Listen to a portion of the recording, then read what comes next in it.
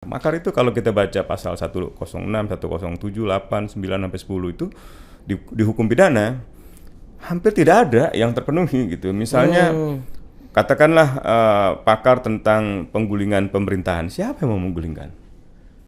Apa yang bisa ditangkap Bang dari penangkapan ini? Apa yang menjadi kekhawatiran teman-teman aktivis? Yang kita khawatirkan ini adalah intensifikasi pendekatan keamanan. Dan itu kelihatannya sulit dipisahkan dari pidato presiden, termasuk juga perintah presiden untuk mengambil tindakan tegas ya dengan 3 label: anarkis, teroris, dan makar gitu. Nah, ini 3 label yang sebenarnya cerita lama sih. Selalu saja itu yang dituduh gitu ya, termasuk anti asing dan seterusnya itu kan.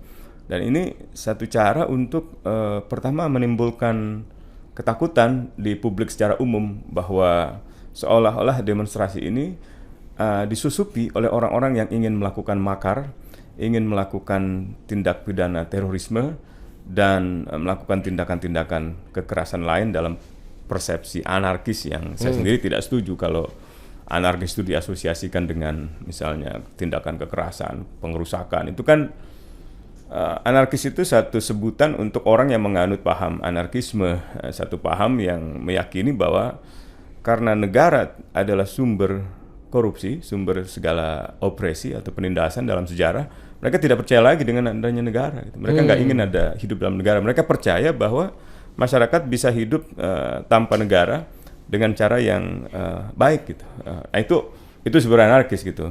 Nah, mungkin negara di sisi lain mempersepsikan karena ada sifat anti negara di sana, lalu apapun yang mengarah pada sikap-sikap anti negara dianggap anarkis gitu. Dan sayangnya seringkali diasosiasikan dengan tindakan kekerasan. Padahal justru anarkisme itu tumbuh karena negara menjadi sumber kekerasan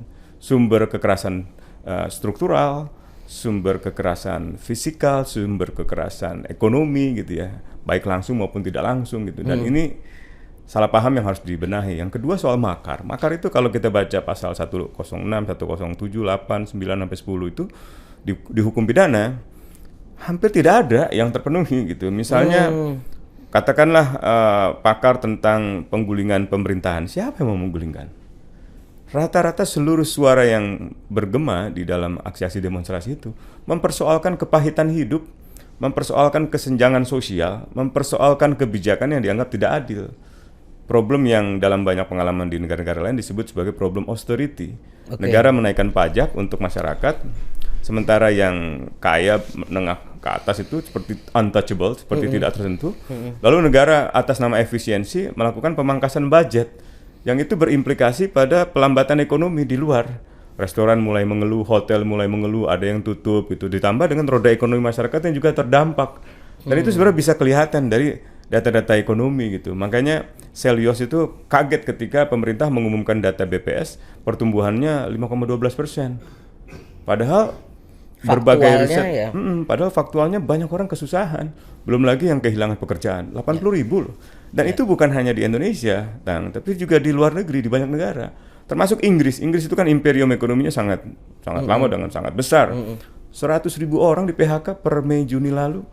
10.000 orang pindah ke Uni Emirat Arab untuk membawa uang-uangnya, dan ada banyak goncangan ekonomi di Eropa, di Prancis, bahkan di Asia, misalnya Asia Timur kayak Jepang, atau di Asia Tenggara yang pertumbuhan ekonominya di ASEAN itu rata-rata 3,12, 3, sekian lah. Tiba-tiba Indonesia 5,12 itu, makanya dilaporkan oleh Selyos gitu. Ini diduga mengandung manipulasi. Donald Trump juga begitu. Donald Trump ketika melihat data BPS Amerika yang sangat negatif, dia marah, dia pecat kepala BPS-nya. Padahal kan bukan BPS yang salah gitu kan. Memang ada masalah di dalam sektor ekonomi di sana, termasuk urusan cicilan rumah, cicilan kendaraan di Amerika lagi bermasalah.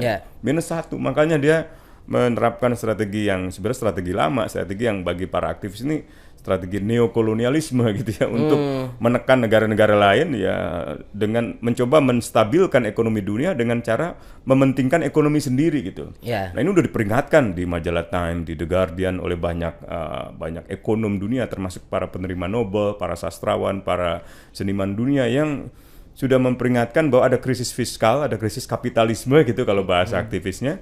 Dan ini mau direspon dengan cara-cara yang fasis gitu, dengan cara-cara yang penuh dengan kebohongan, penuh dengan pendekatan-pendekatan yang justru membuat masyarakat makin jauh dari pemahaman mereka atas masalah yang sesungguhnya.